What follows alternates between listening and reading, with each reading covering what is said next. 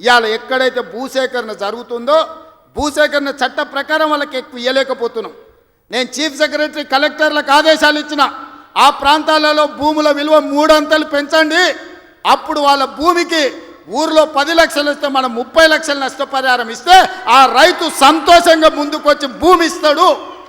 శాశ్వత అభివృద్ధి కోసం రాష్ట్ర పునర్నిర్మాణంలో త్యాగం చేస్తున్న భూ యజమానులను, వాళ్ళు దళితులు, గిరిజనులు, బలహీన వర్గాల వాళ్ళు ఉంటారు, చిన్న చిన్న భూములు ఉంటాయి, కుటుంబంలో 5-6 మంది ఉంటారు, వాడు అసూటనో ఇసూటనో పోయి భూమి కొనుక్కోవాలంటే నష్టపరిహారం అత్యధికంగా ఇవ్వాలని చట్టాన్ని సవరించమని వాళ్ళు నేను ఆదేశాలు ఇచ్చిన.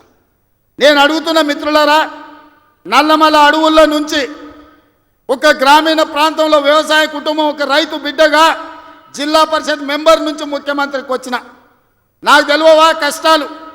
భూమితో ఉన్న సెంటిమెంట్ నాకు తెలియదా? భూమే మన ఆత్మగౌరవం అనే సంగతి నాకు తెలియదా? గ్రామంలో మన గుర్తింపు, మన గౌరవం, మన ఆత్మగౌరవం, ఊరిలో మనకున్న భూమి, మనం చేసే వ్యవసాయము ఎన్నెట్లో నాగలి కడతాడా అని అంటే వెనకటికి పిల్లనిచ్చేటోళ్ళు, 20 జతలు ఎట్లు నాగలి కడతాడు అని అంటే వాళ్ళు పిల్లనిచ్చేటోళ్ళు, భూమి లేనోనికి పిల్లని ఇవ్వాలంటే 10 సార్లు ఆలోచన చేసేటోళ్ళు. అట్లాంటి భూమి తల్లిదండ్రులతో సమానం అనుకునే ఈ సమాజంలో భూమి కోల్పోతున్న వాళ్ళను హక్కున చేర్చుకొని అత్యధికంగా నష్టపరిహారం ఇవ్వాలని నూతన విధానాన్ని ఇవాళ నా ప్రభుత్వం తీసుకొచ్చింది. నా మంత్రివర్గ సహచరులు మీరు ధైర్యంగా ముందుకు వెళ్ళండి అని చెప్తున్నారు. నష్టపరిహారం అత్యధికంగా మేము ఇచ్చి భూమి తెచ్చి పరిశ్రమలు నెలకొల్పాలంటే ఇవాళ వాళ్ళు అడ్డం పడుతున్నారు. తెలంగాణ సమాజమా, మీరు ఆలోచన చెయ్యండి. ఇది మన తెలంగాణకు మేలు చేస్తుందా?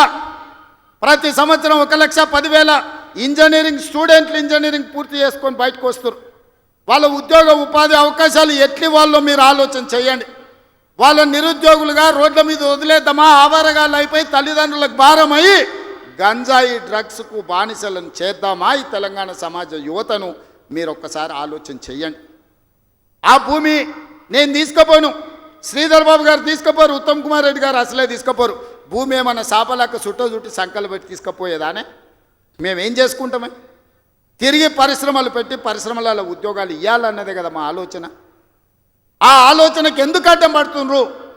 10 ఏళ్ళు మేము సరైన నష్టపరిహారం ఇవ్వండి, భూసేకరణ చేయండి అని మేము సహకరించిన ప్రతిపక్షంలో ఉండి నీకు ఆ కనీస పరిజ్ఞానం కానీ జ్ఞానం కానీ ఎందుకు లేదు చంద్రశేఖరరావు గారు అని నేను అడుగుతున్నా. ఉద్యమకారునంటో 80,000 పుస్తకాలు చదివినోన్నంటో అపర మేధావినంటో ప్రపంచంలో నీ అంత మేధావి లేడు, పోటీ పెడితే 1 నుంచి 100 వరకు నీకే ర్యాంక్ వస్తుందంటో ఇంత చిన్న లాజిక్ మిస్ అయినవా చంద్రశేఖరరావు? భూమి సేకరించకుండా పరిశ్రమలు నెలకొల్పలేమని నా నియోజకవర్గం మీద ఎందుకు కక్ష కట్టినవని నేను అడుగుతున్నా. నేనేమో 1,00,000 ఎకరాలు సేకరించలే, 4 గ్రామాలలో కలిసి 1,100 ఎకరాలు నేను భూమి తీసుకుందామన్నది. ఇదో ప్రపంచ సమస్య అయింది. ఇంకా నేను ఢిల్లీ అయిపోయింది, ఇప్పుడు చంద్రమండలం పోతాడంట ఆయన.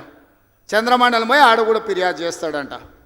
నువ్వు ఆడ తిరిగొచ్చినా కుట్ర చేసినందుకు మాత్రం ఊసలు లెక్క పెడతావు కేటీఆర్, నువ్వు అది గుర్తుపెట్టుకో. చూస్తూనే ఎంత గుర్తావో ఎగరని అని. ఉయ్యాల ఎంత ఊగినా అక్కడనే వచ్చి ఆగాలి, తెలుసు కదా. ఉర్రిగా అటు ఊగొచ్చు, ఉర్రిగా ఇటు ఊగొచ్చు. ఉయ్యాల ఆగాల్సి వచ్చినాడు మధ్యలోనే ఆగుతుంది. యాడ్ కురుకుతాడు, ఎంత దూరం ఉరుకుతాడు? ఉరకని అని చూస్తున్నా, ఉరుకులాట ఏందో చూద్దాం కేటీఆర్ దాని.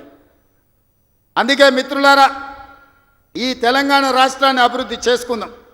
రాజన్న సిరిసిల్ల అభివృద్ధి కోసం నిధులు ఇచ్చినాం. ఇవాళ మీ ప్రాంత అభివృద్ధి మా బాధ్యత. 10 సంవత్సరాలలో ఈ తెలంగాణను ఒక గొప్ప అద్భుతమైన అభివృద్ధి చెందిన రాష్ట్రంగా తీర్చిదిద్దుకుందాం. తెలంగాణ రైజింగ్. ఈ దేశంలోని ఏ రాష్ట్రమైనా తెలంగాణను చూసి కాపీ కొట్టాల్సిందే, తెలంగాణ రాష్ట్రాన్ని చూడడానికి రావాల్సిందే. ఆ విధంగా మనం అభివృద్ధి చేసుకుంటూ ముందుకు వెళ్దాం.